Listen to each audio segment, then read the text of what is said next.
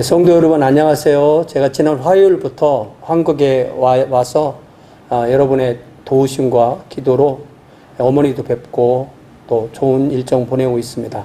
마침 한국에 다시 코로나가 발생한다고 해서 내일 주일부터는 면회가 전면 금지됐습니다. 그래서 제가 참 좋은 시간에 와서 좋은 시간 갖는 것 같고, 어머니는 소통이 힘들어도 그래도 말씀을 하시고 아주 소량이라도 식사를 하셔서 그래도 고비는 넘기신 것 같습니다. 오늘은 창세기 38장 유다와 다말 이야기 그 두 번째입니다. 유다는 수아의 딸로 알려진 여인과 결혼해서 세 아들, 즉 엘, 오난 그리고 셀라를 얻었죠. 또 유다는 자기 장남 엘을 위하여서 친히 며느리감 다말을 구해다 결혼을 시켰습니다. 여기까지 유다는 생육하고 번성하라는 하나님의 문화명령 혹은 창조명령을 잘 따르고 아주 풍성한 그리고 복받은 그런 삶을 살 수가 있었습니다. 그러나 장자 엘이 결혼한 얼마 되지 않아서 우리가 알 수 없는 어떤 죄로 인하여 하나님의 심판을 받아 죽죠. 유다의 가정에 장남 엘이 후사를 남기지 못하고 아내만 남기고 죽는 엄청난 시련이 닥친 것입니다. 유다는 즉각 엘의 후사를 얻어주도록 차남 오난에게 형수 다말과 결혼하도록 하였습니다. 레비레이트 결혼 내지는 계대 결혼이라고 알려진 이 제도는 한 가장이 후사가 끊어지지 아니하여서 자기의 이름이 사라지지 않고 재산이 다른 이에게 흡수되지 않도록 하는 제도였습니다. 그러나 이러한 유다의 노력은 오난의 어이없으면서도 파렴치한 죄악의 행동으로 말미암아 더 엄청난 재앙으로 발전했습니다. 오난이 다말과의 결혼해서 첫째 아들을 낳아 형의 아들로 기르고 둘째 아들로부터 자기 아들이 되는 것을 분명히 알고도 그는 그 의무를 노골적으로 거부하였습니다. 우리가 지난주에 보았듯이 우리 한국어 개역개정 성경으로 보면 오난이 자기의 씨를 형수에게 주기를 거부한 것이 단 한 번의 행위처럼 이해할 수 있습니다. 하나님이 율법으로 정하신 불이 아닌 다른 불을 들여서 즉각 죽임을 당했던 대제사장 아론의 두 아들 홈니와 비니하스의 경우가 생각이 나시죠? 또 하나님께 바쳐진 물건을 취하였다가 자신이 바쳐진 아간 그리고 그 가족도 떠오르죠. 하나님의 언약궤를 수레로 이동하다가 그 수레에서 떨어진 언약궤를 손으로 만져서 죽임을 당했던 우사도 생각납니다.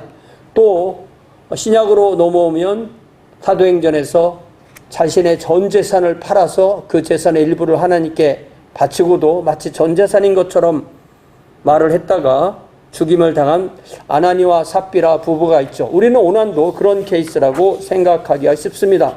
그러나 오난의 경우는 이들과는 분명히 다른 것이었습니다. 히브리어 성경에는 분명히 셀라가 형수와의 관계를 맺을 때마다 히브리어 성경에는 분명히 오난이 형수와의 관계를 맺을 때마다 씨를 주기를 명백히 거부하는 일이 반복되었음을 명확히 표현하고 있습니다. 그래서 한국어 성경 가운데 세번역 성경 그리고 우리말 성경 그리고 영어 성경은 NIV를 포함하는 절반 이상의 영어 번역 성경이 whenever라는 단어를 넣어서 오난의 죄를 명백히 드러내었습니다. 오난은 자신과 다말과 아버지 유다와 어머니와 더 나아가 하나님을 속였습니다. 성관계가 단 한 번으로 잉태의 결과가 나오기도 하지만 보통은 그렇지 않은 경우가 있기 때문에 다말이나 아버지 유다나 어머니나 더 나아가 하나님도 참고 기다렸습니다. 그러나 오난은 이러한 기대를 철저히 짓밟으며 성관계의 즐거움을 누리면서도 형수에게 형의 후사를 낳아주는 일은 계속 거부하였던 것입니다. 우리는 오난의 이런 행위가 얼마나 오랫동안 지속되었는지는 모릅니다. 그러나 그의 행위가 수개월 정도 지속되었다고 할 때 그는 하나님의 심판을 절대 피할 수 없었습니다. 결국 유다의 둘째 아들 오난도 하나님의 심판으로 죽임을 당했습니다. 유다 입장에서 자신이 선택하고 데리고 온 며느리 다말이 집안 식구가 된 이후로 장남 엘이 죽고 차남 오난까지도 죽으니 얼마나 두려웠겠습니까? 이제 남은 아들은 오직 셀라뿐인데 다행히 셀라는 아직 결혼 정년기에 도달하지 아니했습니다. 그래서 제가 주보에 써드린 대로 11절을 보면 유다는 다말을 친정으로 보내며 수절할 것을 요구하며 셀라가 장성하면 그를 다말의 아내가 되도록 하겠다고 약속했습니다. 그러나 유다 입장에서 자신이 보듬어 주어야 할 다말을 얼마나 위로하고 소망을 주고 좌절하지 않도록 배려했는지는 아쉽죠. 이 부분이 참으로 아쉽습니다. 유다가 처한 상황을 이해하자면 유다는 수아의 딸과 결혼하여 아들 셋을 얻고 다말을 며느리로 받아들인 축복을 받은 후에 갑자기 위로 두 아들이 죽는 말로 표현할 수 없는 시련과 고난을 당했던 것입니다. 여기까지 우리가 지난 주일에 본 말씀이죠. 오늘 우리는 이 창세기 38장의 세 연속 설교에서 두 번째로 12절부터 23절에서 유다와 다말 이 지혜라는 제목으로 하나님의 말씀을 듣습니다. 이 말씀을 듣는 동안 오늘 본문을 통하여 하나님이 우리에게 들려주시고자 하는 말씀을 각자 들을 수 있는 저와 여러분 되기를 주님의 이름으로 축원합니다. 자, 이제 12절을 봅시다. 유다에게 시련은 계속됩니다. 장자 엘을 잃고 차남 오난을 잃고 며느리 다말까지 친정으로 돌려보낸 상태에서 이번에는 유다 자신의 아내인 수아의 딸이 사망했습니다. 이제 유다는 아내도 없고 아들 셋 중에 둘을 잃고 오직 셀라만 집에 있습니다. 유다는 아내의 장례가 끝내고 그래도 힘을 내어 자기 산업에 열중하였습니다. 이제 마침 양털 깎는 시기가 돌아왔습니다. 오늘날 양털은 1년에 한 번 겨울이 지나 봄에 깎습니다. 이것은 유다가 살던 당대 가나안도 마찬가지였습니다. 보통 5월에서 6월 사이에 양털을 깎습니다. 양을 기르는 이들에게 양털을 깎는다는 것은 농사하는 사람들에게 수확과 같은 것입니다. 양털을 깎는 것은 축제처럼 여겨졌고 수많은 사람이 함께 동원돼서 일을 하는 것입니다. 양털을 다 깎으면 도시에서 온 도매업자들이 목장을 방문해서 일괄 구매하는 방식으로 거래가 이루어졌습니다. 이때가 바로 현금이 대량으로 흐르는 시기였고 유다의 마음도 부풀어 오르는 시기였습니다. 22절 말씀 뒷부분에 보니까 그의 친구 아둘람 사람 히라와 함께 딥나로 올라가서 자기의 양털 깎는 사람들에게 이르렀다고 되어 있습니다. 유다는 지금 히라와 함께 아둘람 지역에 거주하고 있고요. 유다는 자기 절친 히라와 동행하여 자기 목장이 있는 딥나로 가서 자기 양털 깎는 사람들에게 가서 양털을 깎게 되었다는 것입니다. 자, 그런데 13절을 봅시다. 드디어 다시 다말이 등장합니다. 여기가 유다가 지금 양털을 깎는 곳이 딥나죠. 그런데 다말이 사는 곳은 딥나가 아닙니다. 딥나는 다말의 친정 도시가 아니고 딥나는 유다의 목장이 있는 곳이고요. 그런데 어떤 사람이 다말에게 유다가 딥나에 와서 자기 목장의 양털을 깎는다는 그 정보를 알려줍니다.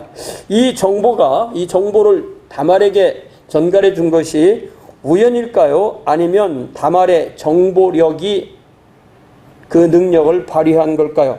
다말은 이미 셀라가 성인이 되었음에도 자기와 결혼하도록 주선하지 않는 유다의 일거수일투족에 관심을 갖고 그의 행동을 모든 정보력을 통해서 예의주시하고 있었던 것입니다. 자신이 셀라와 결혼하여 첫 남편인 엘의 후손을 얻어 가문을 이어야 한다는 의무와 권리를 시행하는 것은 오직 유다의 결정에 달려 있었기 때문입니다.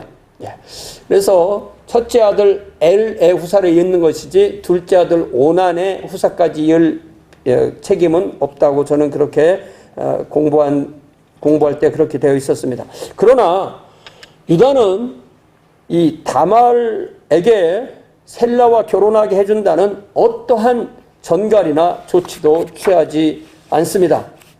자, 그럼 여러분 14절을 봅시다. 드디어 다말은 자기 나름대로 계획을 세우고 실행에 옮깁니다. 그녀는 평소에 과부의 의복을 입었습니다.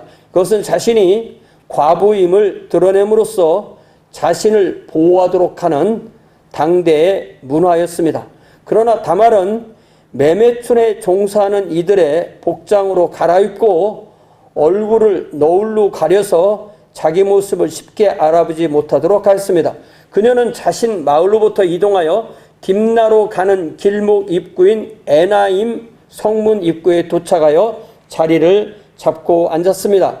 우리가 이런 말씀의 정보를 가지고 많은 창조적 상상력을 동원할 필요가 있습니다.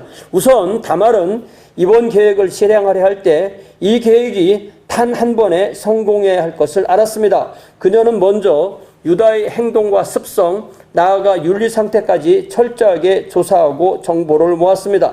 유다는 아내 수아의 딸이 죽은 후 매매춘을 하는 나쁜 습관이 있는 것을 다말이 파악하였습니다. 나아가 다말은 유다가 성을 거래하는 곳이 어디인지도 정확히 파악하고 그것이 바로 딥나로 들어가는 입구인 에나임 성문인 것도 파악하였습니다. 또 다말은 당대 그 문화에서 매매춘하는 여인이 어떤 목장을 하고 그 업에 종사하는지 연구하고 자신을 그런 모습으로 꾸미기 위해 모든 노력을 기울였습니다. 그러니까 유다는 양털을 깎기 위해 딥나에만 머무는 것이 아니라 딥나에 있는 자신의 목장에서 에나임 성을 오갔던 것으로 파악할 수 있습니다. 더욱이 다말은 자신이 유다를 유혹할 때 유다가 히라와 함께 있는 시간을 피하여 했습니다. 유다는 자신이 아내가 없는 상태에서 양털을 깎아 마음도 부풀고 경제적으로 풍부한 시기였습니다. 하지만 그는 다말의 처절한 소망을 이루어주는 것에는 실제로 아무런 행동도 취하지 않았습니다. 그에게 다말은 단지 자기 두 아들이 죽는 일에 어떤 형태로든 관련된 무섭고 피하고 싶은 과부 며느리일 뿐이었습니다. 셀라는 이미 장성하였고 유다는 셀라를 그녀에게 남편으로 주겠다는 말을 절대 시행하지 않을 것 같습니다. 오늘날 같으면 왜 유다가 다말에게 어떤 적절한 대화와 타협과 소통을 시도하지 않았는지 궁금해할 수 있습니다. 그러나 이런 생각은 오늘날의 관점일 뿐입니다. 유다가 친정으로 돌아가 수절하라고 명령한 후에 다말이 행동할 수 있는 것은 바로 그 순간에 멈추었습니다. 오늘날 같았다면 아버님, 셀라 도련님이 이제 성인이 되었으니 저에게 남편으로 주세요. 그러면 제가 저희 남편 엘의 후사를 얻어 엘의 가문을 이어드릴게요. 이렇게 말할 수 있었겠죠. 그러나 당대의 다말이라면 어떻게 유다에게 소통했어야 할까요? 그런데 성경 본문의 이야기는 그런 방향으로 진행되지 않았습니다. 오늘 우리에게 이 본문은 무엇이 최선의 길인지, 무엇이 하나님이 기뻐하시는 방식인가를 돌아보게 합니다. 또 우리는 목적이 수단을 정당화한다, 이런 주장을 하는 사람, 내지는 정반대로 목적이 수단을 정당화하지 못한다라는 이 관점에서 이 말씀을 어떻게 이해해야 되는지도 돌아볼 수가 있습니다. 오늘 이 본문은 유다라는 특정한 인물, 그리고 다말이라는 또 다른 특정한 인물 사이에 얽힌 이야기이기 때문에 우리가 많은 그러한 생각을 하면서 이 이야기를 함께 들여볼 수가 있습니다. 이제 이야기가 계속 발전되죠. 15절에 보니까 다말은 자기 계획대로 그리고 유다의 평소 습관대로 이 둘은 결국 만나게 되었고, 유다는 자기 며느리 다말을 보고 100% 매매춘하는 여자로 파악하게 되었습니다.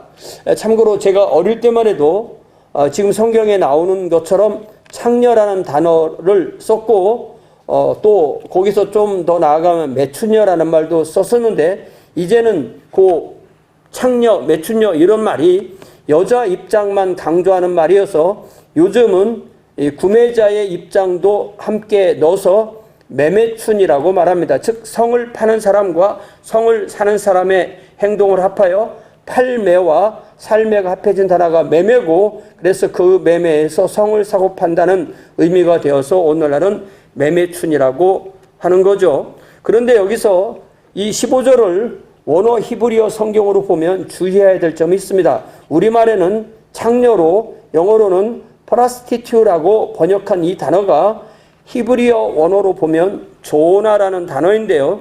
이는 보통 매매춘에 종사하는 여자를 부르는 단어입니다. 그러니까 유다는 다말을 보자마자 다말이 계획한 대로 아무런 의심 없이 다말을 매매춘을 하는 여인으로 파악하게 되었던 것입니다. 16절에 보니까 이제 다말이 먼저 접근해서 거래를 시도하는 거죠.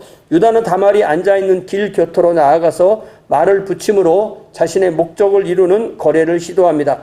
청하건대 나로 내게 들어가게 하라. 들어간다는 단어를 주목해 보세요. 구약성경에서는 성관계를 표현하는 직접적인 동사가 없습니다.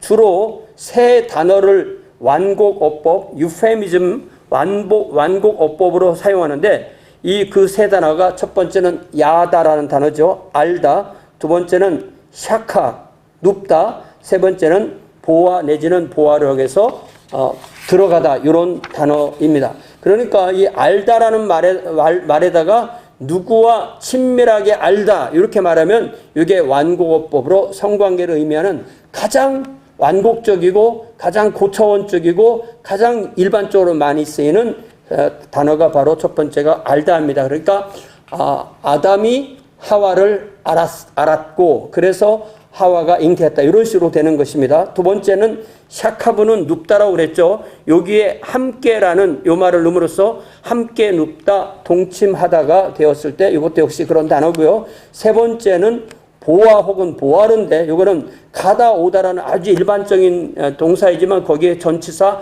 안으로 들어가다 요 말을 해서 방으로 들어가다, 몸 안으로 들어가다, 이런 의미로 사용됩니다. 그래서 이 세 단어는 야다가 서로 알다라는 의미로 가장 완곡적이고, 샤카브는 함께 눕다라는 정도로 중간 정도 완곡적이고, 보아라는 단어는 안으로 들어가다라는 걸 사용해서 훨씬 직설적인 의미가 강한 완곡법이 됩니다. 이렇게 보면 한국어 개역 개정은 원어대로 너에게 들어가겠다 이렇게 번역했는데, 영어 NIV 보면 보아로 된 이 히브리어 원어를 샤캅으로 바꾸어서 슬립 위드, 동침하다, 이렇게 바꾸어 번역한 거예요. 그래서 이걸 왜, 그 이유가 무언가를 보았더니 이 히브리어로 완곡어로 표현하는 것도 너무 직설적이어서 이거를 좀 더 덜 직설적인 동침하다로 이렇게 바꾸어서 번역한 것이다 라고 그렇게 이해할 수 있게 됩니다. 유다의 이러한 거래 제안에 다말은 명확하게 반응합니다. 당신이 무엇을 주고 나에게 들어오겠습니까? 다말은 이미 유다가 자신에게 줄 현금을 지니고 있지 않고, 당대는 오늘날처럼 이렇게 현금을 많이 소유하고 다니던 시대가 아니었던 것입니다. 다말은 그런 모든 것을 파악하는 철저한 여인이었습니다. 다말은 절대 허술한 여인이 아닙니다. 이때 17절 보니까 유다가 어떻게 반응합니까? 내가 나의 짐승 떼에서 염소 새끼 한 마리를, 한국 우리 성경에서는 주리라 되어 있지만 사실은 보내주리라, 그런 의미이죠. 이 염소 새끼 한 마리를 오늘날 미화로 환산하면 얼마일지 제가 친구에게 물어보니까 약 한 대강 한 500불 정도라고 알려주네요. 그런데 다말은 유다가 현재 현금도 갖고 있지 않고 염소 새끼를 데리고 다니지도 않는 것을 다 이미 파악한 것입니다. 즉 이미 유다는 외상 거래를 요구하는 거죠. 더욱이 영어 성경에 명확하게 번역한 대로 자신이 그 후에 염소 새끼를 데리고 또다시 찾아오겠다는 것이 아니라 누군가를 통해서 염소 새끼를 보내주겠다라고 그렇게 말을 하는 것입니다. 이때 다말은 아주 결정적인 말을 합니다. 당신이 염소 새끼를 보낼 때까지 내가 대신 맡아야 할 담보물로 어떤 것을 주실래요? 라고 묻습니다. 다말은 유다에게 두 가지를 얻어낼 목적으로 이 생명을 이룰 수도 있는 위험천만한 계획을 수행하고 있습니다. 첫째는 유다가 셀라를 통해서 이루겠다는 이 계대 결혼을 유다 본인에게서 결혼은 아니지만 유다로부터 아기의 씨를 받겠다는 것이 목적입니다. 그래서 여기서 우리가 씨라는 단어를 쓸 때 남자는 씨고 여자는 밭이다, 그런 의미로 제가 쓰는 용법이 아니고 남자의 씨의 반과 여자의 씨의 반이 합해져야만 아기가 된다는 그런 의도로 사용하는 것입니다. 둘째는 그 씨로 인하여 잉태한 자녀가 바로 유다와 자신 사이에 유다의 아들이라는 것을 입증할 수 있는 신분증을 얻어내는 것입니다. 그 신분증으로 쓰이는 담보물이 오늘날 우리로 말하면 가장 중요한 증거, 오늘날 그 친자를 확인할 때 아버지가 누구인가를 밝힐 때 DNA 조사를 하는 그런 일이 있는 것을 우리가 연상해 보면 되겠습니다. 18절에 보니까 유다는 마음이 급하여서 얼른 무슨 담보물을 주어야 되겠습니까? 라고 묻죠. 이에 다말은 세 가지를 요구합니다. 당신의 신분을 인정할 수 있는 도장, 그리고 그 허리에 두른 끈, 그리고 당신이 든 지팡이, 이렇게 세 개를 요구합니다. 이 세 물건은 액면 가치로는 염소 새끼 한 마리에 못 미칠 수도 있습니다. 하지만 이 셋은 결정적으로 그 물건의 주인이 누구인지를 드러내는 것이었습니다. 특히 도장은 그 안에 새겨진 이름으로 인하여 결정적인 신분증 역할을 했습니다. 허리끈도 역시 권위의 상징이고요. 또 지팡이는 한 가문의 지도자로서의 권위를 상징하기에 충분했습니다. 지금 유다는 자신의 욕구를 채우기 위해서 자기의 모든 것을 다 건 것입니다. 이것이 바로 남자들의 성욕의 무서움입니다.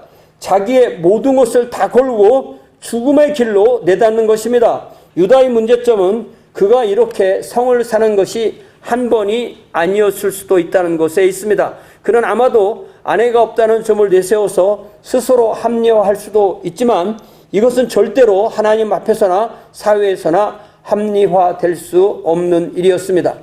다말은 유다의 이런 점을 너무나 잘 알고 있었습니다. 다말은 셀라를 통해서 가문을 이을 계대 결혼을 완성하지 않는 유다 본인이 버리는 씨를 받기로 작정했습니다. 첫 남편 엘은 알 수 없는 이유로 하나님의 심판을 받아 사망했습니다. 둘째 남편 오난이야말로 의도적으로 반복적으로 다말을 통해 형의 후사를 낳아 형의 이름과 가문을 이어야 되는 것을 거부하는 그런 행동을 했습니다. 지금 유다는 또 거리에서 성을 사면서 그 씨를 허비하고 있습니다. 다말은 유다의 이런 점을 너무나 잘 알고 자신을 낮추고 또 낮추어서 과부에서 매매춘에 종사하는 사람처럼 낮추어 다른 사람이 아닌 바로 자기 시아버지의 씨를 받아서 자기 남편의 후사를 이을 계획을 세웠습니다. 사실 다말의 의무와 권리는 죽은 남편 엘의 후사를 잇는 것입니다. 그런데 그런 역할을 수행할 오난은 죽고 셀라는 유다가 주지 않자 유다 자신에게서 계대 결혼을 이루고자 하는 계획을 수립하여 시행하는 것입니다. 엄밀히 말하면 다말이 유다에게서 얻는 후사는 엘의 후사가 아니므로 엄밀한 의미의 계대 결혼이 아닙니다. 왜냐하면 이제 낳는 아이는 엘의 아들이 아니라 유다의 아들이 되는 거죠. 하지만 다말은 이렇게 함으로써 유다의 후손을 얻어 자신의 의무를 다하고 자신의 권리를 되찾고자 합니다. 유다 입장에서는 셀라가 장성했으므로 그를 위해 다말이 아닌 다른 며느리를 구하고자 하는 생각이 마음속으로 가득하였습니다. 왜냐하면 다말과 결혼하면 셀라도 죽을 것이라는 두려움이 그를 사로잡았기 때문입니다. 그러나 다말은 셀라와 결혼할 권리를 가지고 있었고 유다가 다말에게 말로 약속한 내용도 있었기 때문에 유다 입장에서는 이러지도 못하고 저러지도 못하는 상황이었습니다. 다말이 수절하다 과부로 늙어 죽을 때까지 셀라의 결혼을 미룰 수는 없었습니다. 그러는 상황에서 자신은 그 성욕을 가지고 그 성을 또 거래해서 해결하는 그런 모습을 보여주고 있습니다. 이렇게 보면 유다는 문제를 해결하는 것이 아니라 그저 미룸으로써 문제를 더 키우고 있습니다. 유다는 어떻게 보아도 칭찬할 구석이 거의 없습니다. 다말은 이런 유다를 설득하는 대신에 자신의 목적을 이루기 위해서 철저하게 행동합니다. 유다의 목적과 다말의 목적이 만나는 이 시점에서 하나님의 목적이 이루어집니다. 유다는 그저 한 길거리의 여인에게 적당한 보상을 하고 자기 욕구를 이루는 목적과 또 어떻게 하면 셀라를 다말과 결혼하는 것을 피하게 하는가 하는 그런 목적을 가지고 있었겠죠. 다말은 그런 유다를 대응하면서 어떤 대화나 소통의 방법이 아니라 유다가 셀라 주기를 지연하고 거부하는 것을 보고 아마 우리 시아버지도 내가 두 번째 만났던 오난처럼 그런 사람과 똑같은 사람이다, 그렇게 생각했을 수도 있었겠죠. 직접 유다를 찾는 여인의 하나로, 직접 유다가 찾는 그런 매매춘을 하는 여인의 하나로 자신을 만들어서 그에게 씨와 담보물을 받아내는 것입니다. 그러면 이런 일을 통하여 하나님이 이루고자 하는 목적은 무엇일까요? 저는 지난 주일에 창세기 1장 28절의 문화명령 혹은 창조명령을 나누었죠. 하나님은 하나님의 형상대로 사람을 지으셨습니다. 그리고 그 사람으로 하여금 하나님의 창조와 세상을 유지하는 그 일을 하도록 4가지 명령을 주셨는데요. 그것이 바로 생육하라, 번성하라, 땅에 충만하라, 땅을 지배하라는 4가지 명령이죠. 사람이 하나님의 창조 목적에 발맞춰 살기 위해서 순종해야 되는 그 가장 첫 번째가 결혼하여 자녀를 낳는 것입니다. 다말은 지금 바로 그것을 하기 원합니다. 하지만 다말은 2번의 결혼을 그녀의 과오가 아닌 상황에서 실패하고 아직 어떤 자녀도 얻지 못했습니다. 아직도 한 번도 임신하지 못했습니다. 그리고 3번째 결혼도 완전히 가능성이 사라져 가고 있는 상황입니다. 그래서 하나님은 다말이 시아버지 유다를 통해 후사를 얻으려는 계획을 묵묵히 바라보시면서 유다와 다말 사이에 함께 하십니다. 제가 금년 초에 창세기 28장 말씀을 보면서 하나님은 야곱에게 약속하시기를 야곱에게 하나님이 뜻하신 바가 있고 그 뜻이 바로 야곱의 후손이 야곱이 사는 땅에 충만하게 되어서 그 땅을 차지하는 것이라고 하나님이 말씀하시면서 그 뜻을 이루기 위해서 야곱을 결코 떠나지 아니하리라, 내가 너를 결코 떠나지 아니하라는 그 말씀을 우리가 보았고 그 말씀이 바로 금년도 우리 교회의 표이죠. 하나님은 이 왜곡된 유다, 야곱의 아들 유다죠. 그리고 편법이지만 하나님의 뜻에 순종하여 자신의 권리를 찾고 의무를 다하려 하는 다말을 떠나지 아니하시고 하나님의 뜻을 이루시고자 하셨습니다. 사람이 태어나요. 그 다음에 하나님이 선택하셔서 하나님께로 다시 태어나게 하셔서 하나님의 왕국을 이루죠. 그렇기 때문에 먼저 사람이 태어난 것이 하나님께는 너무너무 소중한 것입니다. 이렇게 볼 때 이 하나님의 명령에 다말이 얼마나 적극 순종하였는가를 알 수 있습니다. 다말은 유다가 정말 원하는 자녀를 유다가 모르는 사이에 이룸으로써 유다도 자신도 하나님도 좋아하시는 결과를 얻어내고자 하였습니다. 다말은 이런 상황을 몇 번이고 거듭할 수 있는 입장이 아니었습니다. 그녀는 단 한 번의 관계로 목적을 이루어야 했기에 아마도 가장 임신에 유리한 날까지 고려했을 수도 있습니다. 그러나 정말 다말이 하나님께 온전히 맡기고 하나님께서 함께 하셔야 되는 부분은 그렇게 잉태한 아기가 딸이 아니라 아들이어야 한다는 점입니다.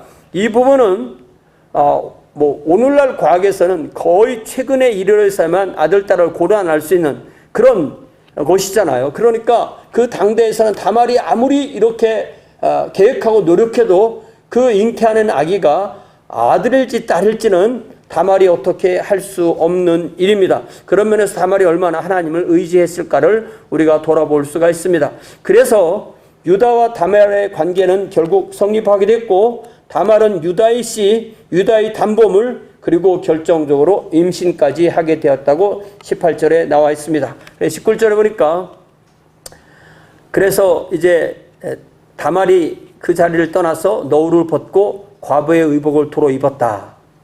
그래서 구체적으로 그 둘이 구체적으로 어떤 장소에서 어떤 방법으로 이 일을 했는지는 묘사하지 않습니다. 우리가 성경 해석을 할 때 이게 어디까지 우리가 상상력을 동원해야 되는지 이게 쉬운 문제가 아니죠. 과도한 상상력을 작동할 필요도 없는 것이 그 당시의 나름대로 다 방법이 있었을 것이다. 이렇게 이해하면 되겠습니다. 그래서 유다도 현장을 떠나고 다말도 유다의 씨를 몸 안에 품고 새 담보물을 소중히 붙잡고 집으로 돌아가서 그 너울을 벗고 매매춘하는 여인의 옷도 벗고 일상 과부의 옷을 입고 다시 수절 모드로 들어가게 되었습니다. 자, 그 다음에 이제 세 번째 단계죠. 20절에 보니까 유다는 자신의 체면을 생각해서 자기가 직접 염소새끼를 가지고 가는 게 아니라 자기 절친 히라에게 염소새끼 한 마리를 주면서 자기가 딥나 입구 에나임 성문 곁에서 만났던 여인을 찾아서 염소새끼로 가격을 지불하고 담보물을 찾아오도록 부탁을 하였습니다. 그런데 이 아둘람 사람 히라는 딥나와 에나임 상황을 잘 모르고 있었고 그래서 유다가 특정한 그 여인을 찾을 수도 없었고 염소 새끼로 그 값을 치를 수도 없었고 유다의 담보물 인장 허리끈 지팡이를 되찾아올 수도 없었습니다. 왜 그렇게 되었는지가 21절에 이유가 나오죠. 21절은 히라가 그 여인을 다말을 수소문하는 사연이 그래서 좀 더 자세하게 나옵니다. 히라는 에나임과 딥나의 주민들에게 길곁 에나임에 있던 창녀가 어디 있을까요? 라고 묻습니다. 그러자 그들은 여기에는 창녀가 없어요 라고 답합니다. 그러나 다말은 에나임 성문 곁, 즉 평소에 매매춘하는 여인들이 어떻게 성을 파고 사는지를 관찰해서 그 일을 이루었기 때문에 이들의 대화가 뭔가 좀 이상합니다. 그 이유를 우리 한국어 개역개정은 도저히 추정할 수 없도록 번역했지만 영어 NIV만 해도 훨씬 이해가 되도록 번역했습니다. 즉 히라는 그곳 주민들에게 길곁 에나임에 있던 신전 창녀가 어디 있을까요? 라고 물었습니다. 그들은 이구동성으로 우리 동네에는 신전 창녀가 없어요 라고 그렇게 대답한 것입니다. 즉 일반 창녀 조나가 있다는 일반 창녀 조나에 대해서는 이 물음에 포함되어 있지 않은 것입니다. 그래서 영어 성경에 우리가 슈라인 프라스티튜라고 번역된 이 신전 창녀는 놀라웠게도 직역하면 거룩한 여인, 홀리 레이디, 홀리 우먼이라고 번역할 수 있는 단어이고 이것이 거룩하다는 히브리어 단어 카다시의 여성 명사형으로 돼서 케데시아가 됩니다. 케데시아. 당대 이 가나안 종교는 자연의 추나추동 계절의 변화에 맞춘 기복 종교였습니다. 겨울에는 모든 것이 다 죽고 봄이 되어야 다시 살아납니다. 그러니까 계절의 변화가 죽음과 부활을 품고 있습니다. 봄이 되어 날씨가 온화해지고 비가 내려야 만물이 소생하는 것을 신전에서 예배자들이 신전 종사자와 성관계를 통해서 연극처럼 재현하는 것이 고대 가나안 종교의 신전 매음이었습니다. 우리가 고대 역사를 보면 거의 모든 문화에 이런 것이 있는 것을 알 수가 있습니다. 이에 종사하는 사람을 그들은 세상 사람들과는 구별되었다는 단어와 거룩하다는 단어가 같이 쓰이게 되고 그래서 그 거룩하다 구별되었다는 단어의 남성 명사형이 케데쉬 그리고 여성 명사형은 케데샤로 그렇게 부릅니다. 그러니까 사실은 조나라는 그 직접적인 표현과 사실은 같이 그런 매매춘을 하는 거지만 일부는 조나로 부르고 일부는 케데샤, 케데쉬 이렇게 부르는 것입니다. 결코 거룩하지 않지만 그들을 부르는 말 자체는 거룩한 여자, 거룩한 남자가 되는 거죠. 그런데 문제는 왜 히라가 조나를 찾는 것이 아니라 케데샤를 찾으려 했냐는 점입니다. 그것은 유다가 히라에게 자신은 조나로 알고 다말과 관계를 맺은 후에 케데샤를 찾으라고 했기 때문입니다. 여기서 유다는 자기 절친에게조차 자기가 조나를 상대하는 사람이 아니고 종교적으로 케데사를 상대하는 사람이라는 인상을 심어주기 원했다고 해석할 수 있습니다. 하나도 칭찬할 것이 없는 유다인데 히라에게는 체면을 살리고 싶어 했다는 점에서 사실 더 나쁜 거죠. 자, 이제 22절에 보니까 유다는 이렇게 대답합니다. 22절에 보니까 히라가 이렇게 대답합니다. 유다여, 그대는 나에게 거룩한 여자 케데샤로 불리는 신전 장녀를 찾아서 염소 새끼를 치르고 당신의 세 가지 단범을 인장, 허리끈, 지팡이를 찾아오라 했지만 내가 찾을 수 없었고 그 동네 사람들도 자기네 동네에는 그런 신전 장녀가 없다고 합디다.